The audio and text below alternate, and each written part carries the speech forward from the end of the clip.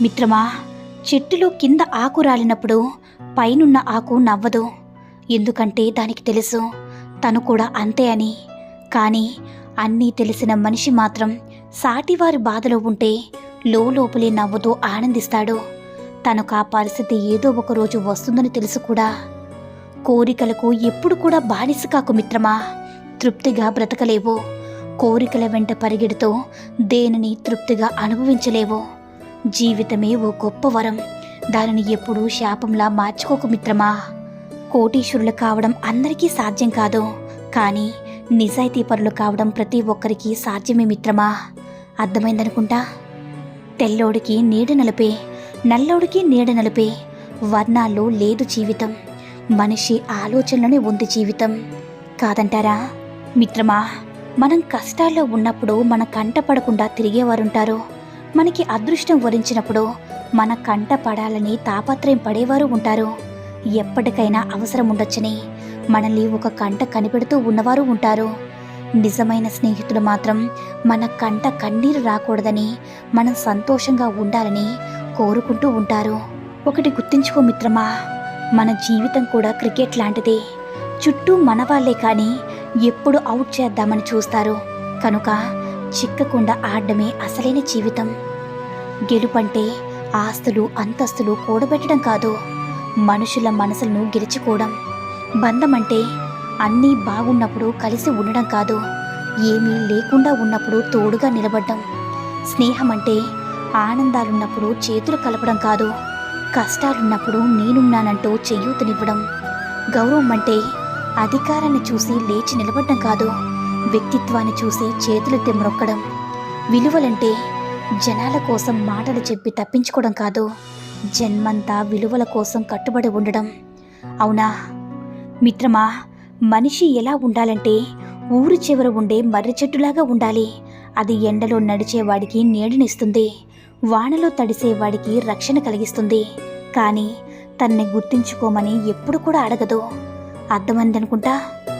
మెదడుకి మంచి చెడు తెలియదు, అన్ని రకాల ఆలోచనల్ని అది ఇస్తుంది. అందులోంచి ఎంచుకునే విజ్ఞత నీదే మిత్రమా. నమ్మకం చదవడానికి 3 అక్షరాలే, కానీ సంపాదించడం చాలా కష్టం. ఎందుకంటే అది డబ్బు కన్నా విలువైనది. స్నేహం అందరితో చేయలేం. మంచి స్నేహం దొరకాలంటే 1 యుగం పడుతుంది. ప్రేమ ఇది వినడానికి బాగానే ఉంటుంది, కానీ అందరి దగ్గర దొరకదు, కొందరి దగ్గర మాత్రమే ఉంటుంది మిత్రమా.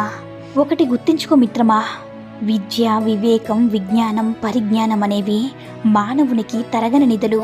వీటిని మన జీవన గమనానికి సరైన విధంగా ఉపయోగించుకోవాలి. మానసిక వికాసాన్ని పెంపొందించుకుని సత్ప్రవర్తనతో మెలగాలి. మనిషి తన జీవితంలో తీసుకోవాల్సిన ముఖ్య నిర్ణయం ఏదైనా ఆవేశంతోనూ, భయంతోనూ, కంగారుగా, తొందరపాటుతనంతో కాకుండా ప్రశాంతంగా, వివేకంగా ఆలోచించి తీసుకోగలగాలి. అప్పుడే మనతో పాటు మన బిడ్డల భవిష్యత్తు కూడా ఆశాజనకంగా ఉంటుంది. మిత్రమా, నాన్నను చూసి నేర్చుకోవచ్చు, కష్టపడకుండా ఏదీ రాదని. అమ్మను చూసి నేర్చుకోవచ్చు, ఓర్పు లేకుండా బ్రతకలేమని. చెల్లిని చూసి నేర్చుకోవచ్చు, ఇంట్లో ఒక కళ అమ్మాయి రూపంలో ఉందని. తమ్ముడిని చూసి నేర్చుకోవచ్చు, అల్లరి కూడా అందంగా ఉంటుందని. అన్న, అక్కను చూసి గర్వపడచ్చు, కష్టం నిన్ను పలకరించదని. జీవితాన్ని చదివే ముందు కుటుంబాన్ని చదవండి. అర్థమైందనుకుంటా. మిత్రమా, మర్యాద ఇవ్వని వాళ్ళింటికి వెళ్ళొద్దు, విలువనివ్వని వారితో మాట్లాడకో, అహంకారం చూపించే వారితో కలవకో, గర్విష్ఠులతో కలిసి నివసించకు, వ్యక్తిత్వం లేని వారితో ఏమీ పంచుకోకు, నోరు అదుపులో లేని వారితో ఏమీ చెప్పొద్దు. స్థాయిని చూసేవారిని నీ ఇంటికి అస్సలు పిలవద్దు మిత్రమా. నువ్వు చేసిన మంచి పని మనుషులు గుర్తించకపోవచ్చు, కానీ దైవం మాత్రం అంతా గమనిస్తూనే ఉంటుంది. మంచికి మంచి, చెడుకు చెడు అనుభవించడానికి సిద్ధంగా ఉండాల్సిందే మిత్రమా. ఇతిహాసం చెప్తుంది గతించిన కాలం మంచిదని, విజ్ఞాన శాస్త్రం చెప్తుంది రాబోయే రోజులు మంచివని, ధర్మం చెప్తుంది మనస్సు, బుద్ధి మంచివైతే ప్రతిరోజు మంచిదేనని. ఏ క్షణం నుంచి మన మనసు ఎదుటివారి మంచిని కోరడం ప్రారంభిస్తుందో ఆ క్షణం నుంచి మనకి మంచి ఆరంభమవుతుంది. ఇదే ప్రకృతి ధర్మం. బురదలో ఉన్నప్పటికీ కలువలు పవిత్రమైనవే. విషపు తేనెటీగల మధ్య ఉన్నప్పటికీ తేనె అమృతమే. గంజాయి మొక్కల్లో పెరిగిన తులసి దైవ స్వరూపమే. జీవిస్తున్న స్థలాన్ని బట్టి, చుట్టూ ఉండే జనాన్ని బట్టి ఎవరిని అంచనా వేయకూడదు మిత్రమా. పరిస్థితులు ఎంత కఠినంగా ఉన్నా సరే మనం మనలాగా ఉండడమే నిజమైన వ్యక్తిత్వం. అదే సదా ఆచరణీయం కూడా. తల్లి లేకపోతే బంధం పోతుంది, తండ్రి లేకపోతే బంధుత్వమే పోతుంది, సోదరుడు పోతే బలగం పోతుంది, కొడుకు పోతే కొరివిపోతుంది, కానీ భార్య పోతే సర్వం పోతుందంటారు. భార్య ఉన్నప్పుడే విలువ తెలుసుకుని ప్రేమగా చూసుకోండి. అన్ని బంధాలు మధ్యలోనే ఆగిపోతాయి, కానీ జీవితాంతం నీతో పాటు వచ్చేది నీ భార్య మాత్రమే మిత్రమా. మగాణ్ణి మోసం చేసి ప్రతి ఆడది చెప్పే మాట ఇదే, నా మీద నీకు నమ్మకం లేదా అని. కాదంటారా మిత్రమా? నిన్ను తక్కువ చేసి మాట్లాడినప్పుడు మౌనంగా ఉండడం, తిట్టినప్పుడు కోపాన్ని చూపించకుండా ఉండడం, పొగిడినప్పుడు గర్వంతో విర్రవీగకుండా ఉండడం నేర్చుకో. నువ్వు నేర్చుకున్న ప్రతిదీ నిన్ను ఒక్కొక్క మెట్టు పైకి చేరుస్తాయి తప్ప ఎప్పటికీ కింద పడిపోయేలా చేయవు. నీ లక్ష్యం ఎంత ఉన్నతమైనదైతే నీకు ఎదురయ్యే ఆటంకాలు కూడా అంత బలంగా ఉంటాయి మిత్రమా. ఎదుటి వ్యక్తి నిన్ను గౌరవించడం లేదని అస్సలు బాధపడద్దు. నీకు మర్యాద ఇవ్వలేదని ఆశపడద్దు. నిన్ను గౌరవించే అర్హత వారికి లేదని తెలుసుకో మిత్రమా. నీకు మర్యాద ఇచ్చేంత సంస్కారం వారికి లేదని అర్థం చేసుకో. ఆకలి తీర్చని ఆహారం, ఆనందం లేని ఆదాయం, ఆత్మీయత లేని అనుబంధం ఉన్నా లేనట్లే. మిత్రమా, చర్య విత్తనమైతే సంకల్పం ఎరువు. ప్రతిరోజు నీళ్లు పోయడం అలవాటు.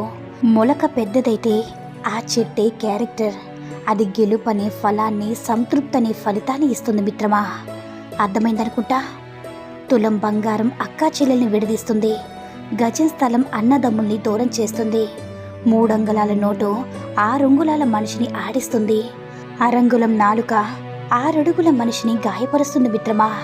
చిన్నదే కదా అని చులకనగా చూస్తే మర్చిపోలేని బాధనిస్తుంది. కాదంటారా? ప్రశ్న ఏదైనా సరే ప్రేమతో బదులిస్తే మనం గడిపే ప్రతిరోజు ఇంకొంచెం అందంగా ఉంటుంది. నీ పరిస్థితి ఎప్పుడూ ఎవ్వరూ ఆలోచించరు. నీ పలకరింపును మాత్రమే గుర్తుపెట్టుకుంటారు మిత్రమా. అది మనిషి సహజ స్వభావం. కాకి, కోయిల 2 అరుస్తాయి, కానీ కాకిది గోల అంటారు, కోయిలది పాట అంటారు. ఆలోచించు. ఎందుకో బదులిచ్చే విధానంలోనే సగం ప్రపంచాన్ని గెలిచేయచ్చు మిత్రమా. మీకు విలువనివ్వని వారి వద్దకు వెళ్ళి మీ విలువని పోగొట్టుకోకండి. మీ అభివృద్ధిని చూసి ఈర్ష్యపడే వారికి దూరంగా ఉండండి. మీ ముందు ఒకలా, మీ వెనుక మరోలా ఉండేవారిని దూరం పెట్టండి. అభిమానించే వాళ్ళని, ప్రేమించే వాళ్ళను, సహాయం చేసే వాళ్ళని ఎప్పటికీ దూరం చేసుకోకండి. అర్థమైందనుకుంటా. అందరూ ధైర్యంగా ఉండండి, ఆత్మవిశ్వాసంతో జీవించండి. ఈ సూక్తుల్లో ఏ సూక్తి నచ్చిందో కామెంట్ చేయండి.